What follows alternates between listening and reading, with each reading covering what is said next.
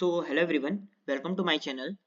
आज हम यहाँ पे देखेंगे dual nature of matter and radiation का पार्ट सेकंड, जिसमें हम देखने जा रहे हैं यहाँ पे वर्क फंक्शन के बारे में। अब देखो, ये वर्क फंक्शन होता क्या है, इसको जनरली जो हम डिनोट करते हैं वो हम फाई से डिनोट करते हैं।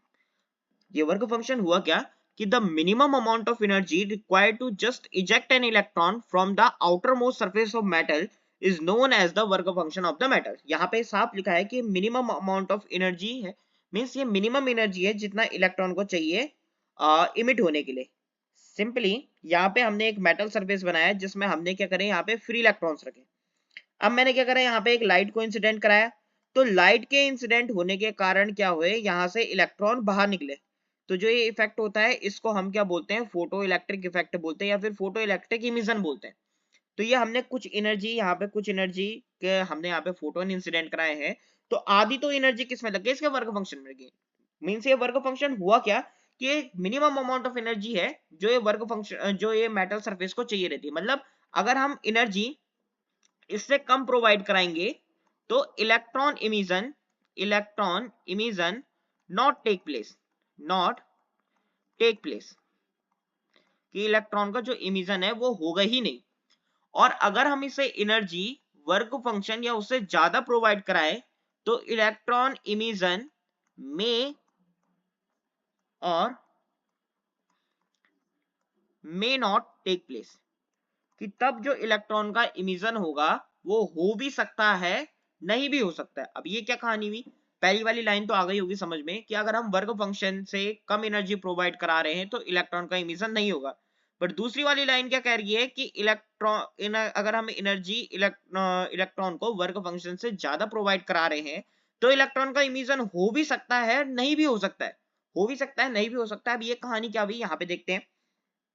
सपोज इसको हम एक एग्जांपल से समझते हैं, छोटे से एग्जांपल से। मैंने यहाँ पे एक कॉलेज ले लिया, इस कॉलेज का नाम है XYZ। अब इसने अपने यहाँ एडमिशन के लिए एक क्राइटेरिया बनाया, सपोज बीटेक बीएससी कुछ भी मान सकते हो, कि उसके एडमिशन के लिए इसने एक क्राइटेरिया बनाया कि जिन भी बच्चों के 90% या फिर 90% प्लस है, 90%, बना दे,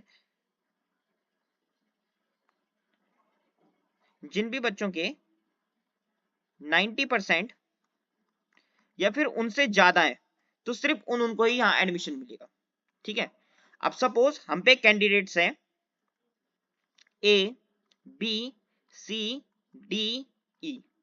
अब A के हैं 89.9% मार्क्स, B के हैं 92% मार्क्स, C के हैं 93% मार्क्स, D के हैं 94% मार्क्स, E के हैं 95% मार्क्स। कॉलेज का क्राइटेरिया क्या है कि जिन भी बच्चों के 90% या उससे ज्यादा होंगे सिर्फ उनको ही यहाँ क्या मिलेगा, एडमिशन मिलेगा। ठीक है। कोई सपोज एक पेपर कराया उसने, या फिर तो तुम ऐसे भी मान सकते हो कि 12th में सपोज, ठीक है, तो 12th में अगर 90% है या उससे ज्यादा है सिर्फ उनको ही यहाँ एडमिशन मिल सकता है, उनसे ज्यादा को यहाँ एडमिशन नहीं मिल सकता। ठीक है। तो अभी यहाँ कौन कौन सिलेक्ट हो सकते हैं, एक तो यहाँ से बी सिलेक्ट हो सकता है, एक सी हो सकता है, डी हो सकता है, ई हो सकता है। मैंने क्या बोला, हो सकता है, हुए नहीं है, हो सकता है, हुए नहीं है। ए तो बिल्कुल ही नहीं होगा। क्यों नहीं होगा, क्योंकि क्राइटेरिया क्या है, 90% या उससे ज्यादा।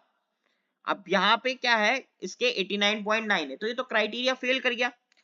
अब एक कंडीशन डालते हैं, अभी हमने क्या बोला कि यहाँ बी का हो सकता है, सी का हो सकता है, डी का हो सकता है, ई का हो सकता है, मींस ए को छोड़ के बाकी सबका हो सकता है, हुआ नहीं है। अब अगर मैंने बोल दिया कि इसमें सिर्फ 2 ही सीट है तो यहाँ किन किन का होगा, एक तो ई का होगा और एक डी का होगा।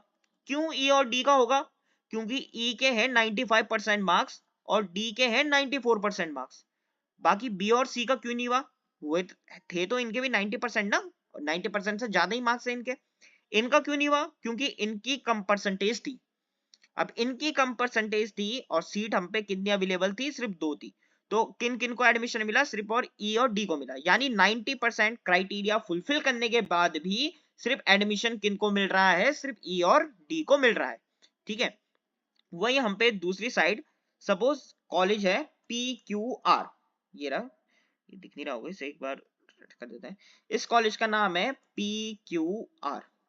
अब इसने भी सेम क्राइटेरिया रखा है कि भाई जिन बच्चों के 90% मार्क्स हैं या फिर उससे ज्यादा है तो सिर्फ वो ही क्या कर सकते हैं, यहाँ एडमिशन ले सकते हैं।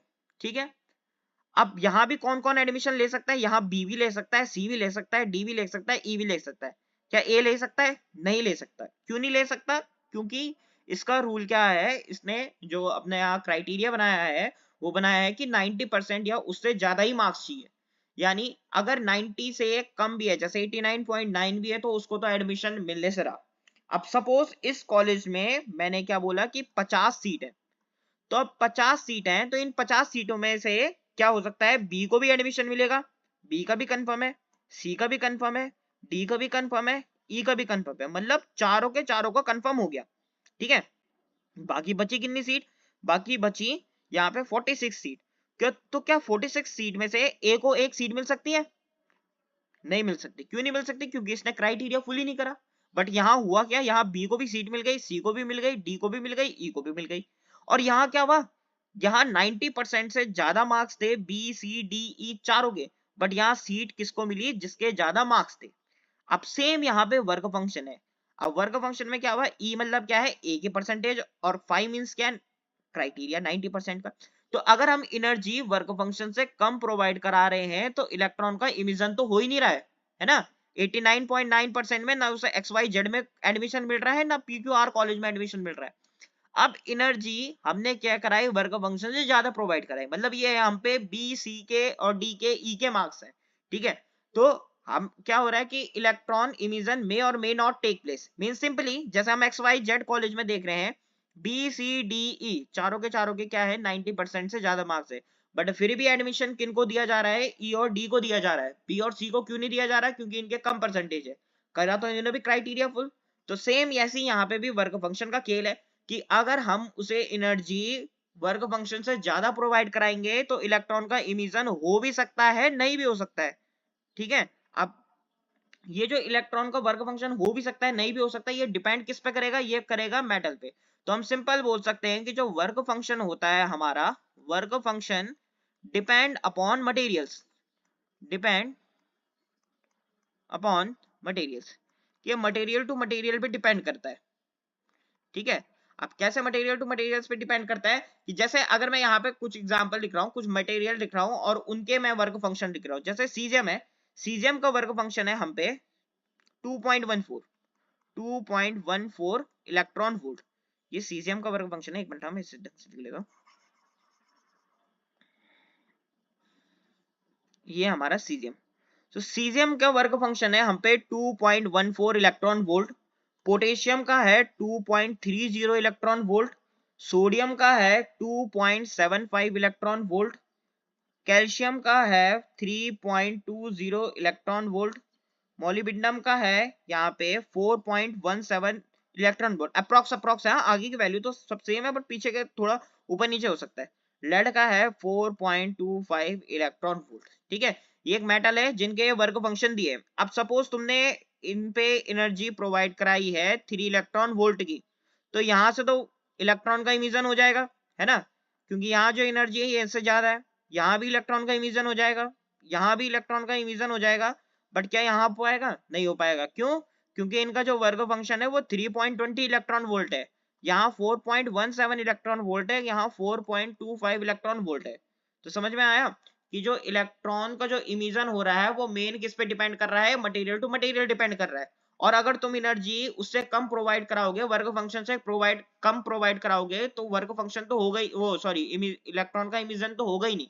बट अगर तुम एनर्जी उसके वर्क फंक्शन से ज्यादा प्रोवाइड करा रहे हो तो इलेक्ट्रॉन का इमिशन हो भी सकता है, नहीं भी हो सकता है। ठीक है, अब सपोज मेरे पे एक मेटल है, इस मेटल में क्या है, फ्री इलेक्ट्रॉन्स है। अब जैसे ही मैंने क्या करा, यहाँ पे लाइट इंसिडेंट कराई, तो लाइट के इंसिडेंट होने के साथ क्या हुआ, ये इलेक्ट्रॉन बाहर निकल गए। अब जो इलेक्ट्रॉन बाहर निकलेंगे ये कुछ ना कुछ काइनेटिक एनर्जी से बाहर निकलेंगे, है ना, ये कुछ ना कुछ काइनेटिक एनर्जी से क्या निकलेंगे, बाहर निकलेंगे। ठीक है, अब देखो सपोज इसको हम एक एग्जांपल से लेते हैं।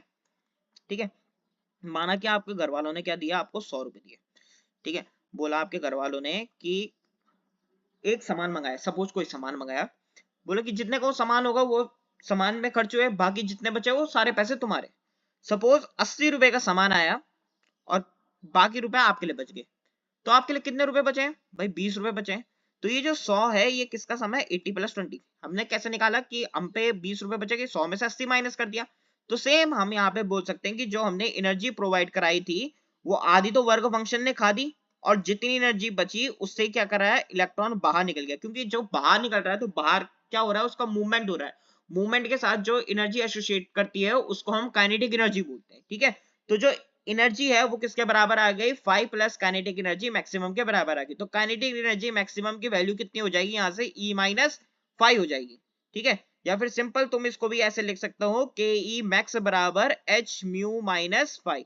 तो ये क्या कहलाती है, हमारी आइंस्टीन फोटो इलेक्ट्रिक इक्वेशन कहलाती है। ठीक है, तो आई थिंक वर्क फंक्शन का कंसेप्ट समझ में आ गया होगा। ठीक है, बाकी हम नेक्स्ट क्लास में देखते हैं थ्रेशोल्ड फ्रीक्वेंसी, थ्रेशोल्ड वेवलेंथ, क्या क्या चीजें होती है। ठीक है, थैंक यू।